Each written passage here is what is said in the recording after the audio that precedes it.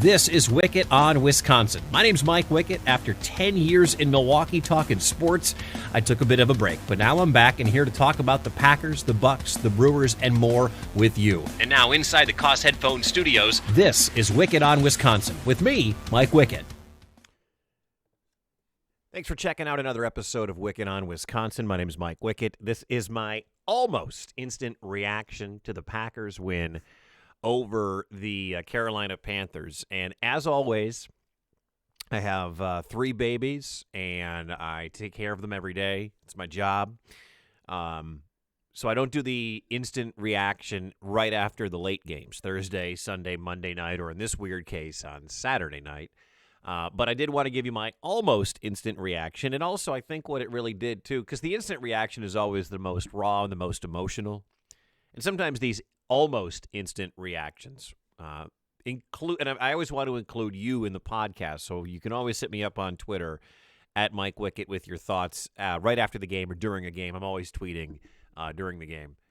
But those instant reaction podcasts are usually much more raw without taking a breath.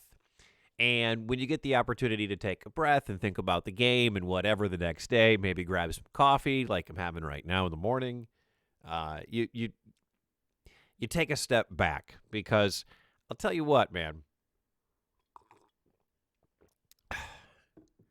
If you were on social media after the Packers' 24-16 win yesterday, you would have thought the Packers lost.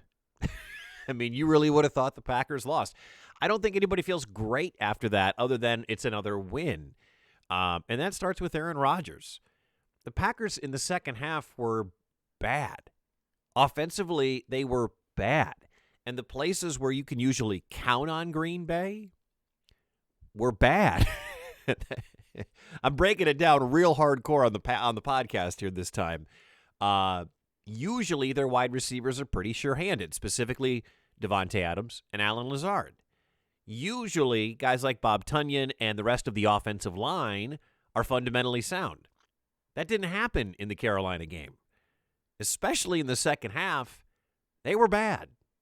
Again, heavy breakdown here on Wickett on Wisconsin on this almost instant reaction.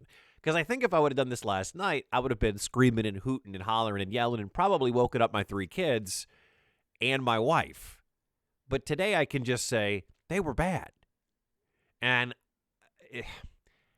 the interview that Aaron Rodgers did on the NFL Network was kind of a chilled, relaxed version of everything you were probably thinking, and I know I was thinking. And I'm going to paraphrase here, see if I can pull up some of the quotes that I tweeted out right after the game when he was on. So it's Aaron and the 4 hosts, including the playmaker Michael Irvin, on the NFL Network last night.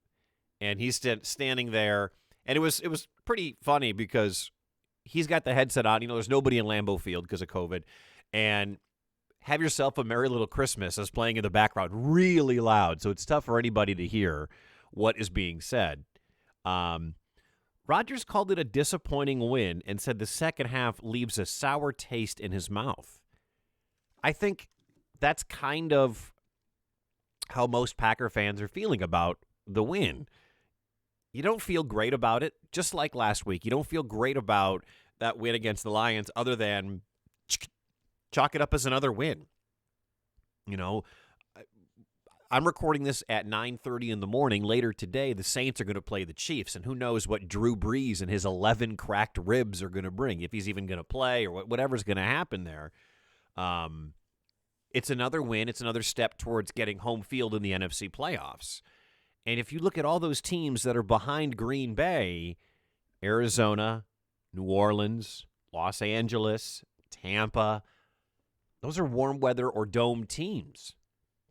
They don't want to come to Green Bay 2.5 weeks from now. I mean, the weather last night was like 25 or whatever in Green Bay. And I think as a Packer fan, especially if you've been to Lambeau Field, you'll take that. But you know what's going to happen in 3 weeks once we get into the playoffs, into 2021. You know, if they host throughout, whatever, it could be nasty. It could be cold. And that's an advantage for Green Bay. They are much more used to playing in this cold weather than Kyler Murray or Jared Goff This version of Tom Brady definitely looked cold last year in New England. So the biggest thing you can take away from this game on a positive note is it's another win, and they're another step closer to hosting at Lambeau Field. There's a whole bunch of negative to talk about, and I think a lot of it is encompassed in this. If the Packers play a second half against Kyler Murray, Jared Goff, Tom Brady, any of these teams, like they played against Teddy Bridgewater, they're going to lose. They're going to lose. The offensive line, the offensive line's been great all year. Been the number one, by far, the best offensive line in the National Football League. But if they play like that against Aaron Donald, or they play like that against that Saints front, or we know what the front can do, the front seven can do for Tampa, if they play like that, the season's over. They're not going to advance. I haven't said that about the offensive line much this year, that they played bad. And they did. And again, you can do that against Carolina when they don't have Christian McCaffrey. They're not exactly the same team as they can be when they have their stud, right? I mean, I was getting into I always get into debates with people about the Chiefs because I have a lot of friends and followers and people that I follow and people I still, interact with about the Chiefs, especially on social media. And you can compare how the Packers did against the Panthers and how the Chiefs did against the Panthers. And the Panthers almost beat, they got a lot closer to beating Kansas City than they did Green Bay. Well, the big ingredient in that was Christian McCaffrey. And fantasy football owners who have Christian McCaffrey on their team will know that was the one game you actually got out of Christian McCaffrey since week 1 or whatever. And he was amazing. And that guy keeps you in games. They didn't have him against Green Bay, and I don't know what would have happened if they had him against Green Bay. I imagine pain for Green Bay, but, I could be wrong. So the dud game came at an opportune time. There have been some other dud games this year, and I think that is something calmly you have to look at and say a lot of teams, every team has a dud game. Even the Chiefs had the dud game again. They've had 2 dud games. One they lost, one they won. They had the dud game against the Raiders that they lost at Arrowhead, and then they had the dud game against the Chargers earlier in the year.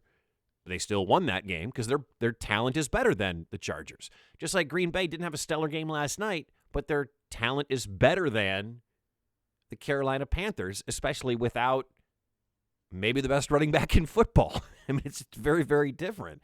It reminded me a lot of the game the Packers played against the Vikings, except the Vikings had Dalvin Cook. And they stuck with their game plan. I mean, Mike Davis is fine. He's a guy, all right? He's an above-average running back. He had a great run fantasy-wise and production-wise right after McCaffrey got hurt earlier in the year. He's since cooled. He is truly cooled. Ask any fantasy owner how disappointed they are about Mike Davis's effort against Green Bay last night.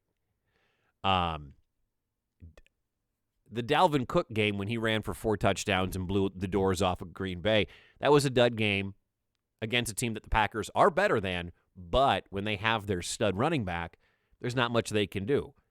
And the offense, getting back to the offensive line, you can't give up the amount of sacks. What was it, 4 or 5 sacks last night? Nobody gets to Aaron Rodgers like that. This offensive line has been fantastic. And I know they're missing Corey Linsley, and guys are shuffling all around and yada, yada. Everybody's got injuries. I'm not making excuses. But that offensive line is going to get eaten alive if they play like that against one of these playoff teams that has a good pass rush, a.k.a. the Rams or the Saints. Rams might be the team that scares me the most in the NFL now that they actually have a running game in Cam Akers that they can probably stick with. Well, remember that Jared Goff, man. 70% of the time he can look really good, but 30% of the time he can look like crap. And then you've got your usually reliable guys like Devontae Adams. And Devontae's still maybe the best wide receiver in the National Football League, whatever. You can have that debate with your friends. But I give a ton of credit to Matt Rule and his coaching staff, specifically his defensive coordinator, whose name I don't know, the Carolina defensive coordinator, and their game plan frustrated Green Bay. And we talk about blueprints a lot, whether it's a blueprint to stop Giannis of the Bucks or a blueprint to stop the Packers is to keep Aaron off the field. You talk about blueprints a lot. The blueprint for this one yesterday was pretty smart by Carolina. They rushed 4. And if you watched, they had press coverage on the wide receivers, and then they dropped DBs the rest of the way. Didn't give, and there. By the way, that rushing of 4 actually was very productive. They got to Aaron. They made him throw. But after about the 6th wide receiver screen trying to get the ball to Devontae Adams that was ineffective, I wanted to rip my hair out, what little hair I have left. I was just, it seemed to me that Carolina made a great adjustment at halftime. And Matt LaFleur didn't make a great adjustment at halftime and couldn't figure out a way. And it was obviously frustrating to Aaron. I mean, how many times did the camera get to Aaron Rodgers? And he just shook his head. He was frustrated. He didn't have time to throw. Carolina stifled the wide receivers, he and Lazard at the line, and those short, quick screens that we kept seeing of wide receivers over and over again did nothing. Which brings me to this next point. Are the Packers too concerned with Aaron Rodgers' MVP campaign? Do you know what was really working for Green Bay yesterday? Running the football. Running the ball was doing wonders yesterday for Green Bay. 20 carries for $145 for Aaron Jones. And I know a lot of people don't think Aaron Jones can get 30 carries in a game like Derrick Henry or Dalvin Cook or whatever. But 20 carries for Aaron Jones for 145 yards and a touchdown. I mean, I know you have maybe the best quarterback or second best quarterback or whatever in the National Football League under center. But it made me upset that they weren't running the football more because running the football was so effective, which then brought me back to, is Aaron concerned with his MVP campaign? Is Matt LaFleur pushing the MVP campaign? I would assume no, but what do I know? They were very effective running the football with Aaron Jones. Heck, even A.J. Dillon had an 18-yard run. Good to see the future. So I know I want Aaron Rodgers to win the MVP. Last night, the stat, only one quarterback has thrown for 40 touchdowns in 3 seasons, and it's Aaron Rodgers. I want him to win the MVP. I think he's the leader. I think he and Mahomes are right there, and then Derrick Henry and whatever. But did it feel to anybody else like Green Bay was really trying to push Aaron to get the MVP and not do the simple thing to win that football game? That was one of the things that stuck out to me on offense. And then you had other guys, guys just making mistakes. At the end of the first half, Lazard letting that ball bounce off of his hands on the sideline that could have set Green Bay up for 3 points. We know how good Mason Crosby has been from deep. Bob Tonyan. There was one point when Tonyan completely missed his block on one of those wide receiver screens. It might have been to Lazard. And they showed Aaron. Camera goes right to Aaron. They always want to get his emotional reaction, right? They always want to show what Aaron's thinking. And Aaron says, "Damn it, Bob. Come on," or something to that effect. I quoted it on Twitter. Guys just making simple mistakes they haven't made, and maybe they just weren't focused. Maybe this isn't exactly, the biggest game in the world to them. I don't know, but it just seemed like a game where Green Bay, they were up. They scored 21 in the first half. It looked like it was over, and then after that, it was like, well, we got this. We got this in the bag. When Carolina's fighting, I always wonder about this. I always wonder about teams at this point who don't have much of a playoff shot or no playoff shot whatsoever fighting at the end, in week 15. Carolina's not going anywhere. They probably are going to shut McCaffrey down. They probably should shut McCaffrey down, even though he wants to get out and play. But long-term and how much money they've invested in McCaffrey, they should probably shut him down. But they fought. DJ Moore fought. Robbie Anderson fought. Bridgewater fought. Like, Matt Rule has got something going here, and I think that stems back to what he was doing at Baylor. Baylor, when he started, he was at Baylor for 3 seasons. They were 1-11 his first year. They got better in year 2. They were in the Big 12 championship in year 3. That's a coach that gets his guys to fight. That 1-11 team, he was building.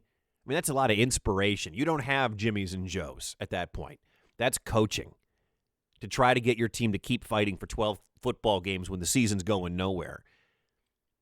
It felt like Rule was doing exactly that last night. I think everybody knows Carolina's not going to the playoffs, but they didn't quit. They didn't quit at all. Whether they're playing to get to their stats so they can make their bonuses, so they can win a game, so you can go to Lambeau, so you can beat Green Bay at the Holy Grail, that team didn't quit. That team brought the fight. And there's 2 games left on the Packers' schedule now. I'll talk about those in a second. One of them's a playoff team. The other might be a playoff team. You're not going to have anybody rolling over, and I didn't know if Carolina was going to roll over. They didn't. They adjusted, and they played very, very well in that second half. And Green Bay played like crap because they didn't adjust to what Carolina did. And a lot of people were, wondering, God, are we firing Mike Pettin yet? If you follow me on Twitter, you will see I sent something out to the Mike Pettin haters. And I don't know if you want to hear this, if you're a Mike Pettin fan or not, but going into this week, for years, doing sports radio in Milwaukee and talking to Packers fans, it was always, if we could just have a defense that is middle of the road, just be an average defense. Because we have this above-average offense, we have this all-world quarterback, we have Devontae Adams, we have whoever, name all your weapons you've had if you're a Packers fan, Jennings and Jordy and whatever. If we could just be average on defense, this team would have a real shot. First off, the defense played great last night. Defense was very good last night. I mean, Bridgewater had 258. They only allowed 115 on the ground. Bridgewater did not throw a touchdown. He ran one in. I mean, that's pretty dang good. If you're going to tell me they're going to... And again, I know McCaffrey didn't play. But here are your defensive rankings going into that game. Points per game, Packers are 18th. Total yards per game allowed through the air, the Packers are 12th. Total yards per game allowed on the ground, the Packers are 11th. Total yards per game allowed, 8th. That's your mediocre defense. That's an above-average defense. That's not a garbage defense. That's not trash defense. That's not 28th ranked defense. I have been very critical of Mike Pettin. A lot of people have been very critical of Mike Pettin. Loves to play a lot of dime, very soft in the middle, attack from the outside. You're seeing flashes in Rashawn Gary and Z on the other side. I even think Preston Smith made a play last night. But the defense, statistically, has played well. And it hurts for me to say that because I can't believe I'm actually saying it. And they played well against Carolina. I don't feel great about this win, other than, again, it's a win. They're now, a game out or a game away from knocking this whole thing down and having home field? 11-3. I predicted them to be 12-4. They could exceed my expectations in the next 2 games. And that brings us to the next game the Packers play. This is the game that I think everybody had circled on their preseason schedule as this could get ugly, especially as the Packers defense proved to be soft in the middle. Whether it was David Montgomery, whether it was Dalvin Cook. Right after I praise the Packers defense, I do need to talk about the Packers defense because I think there are guys laying awake at night worrying what Derrick Henry is going to do. Derrick Henry's a bad man. Derrick Henry's a bad man.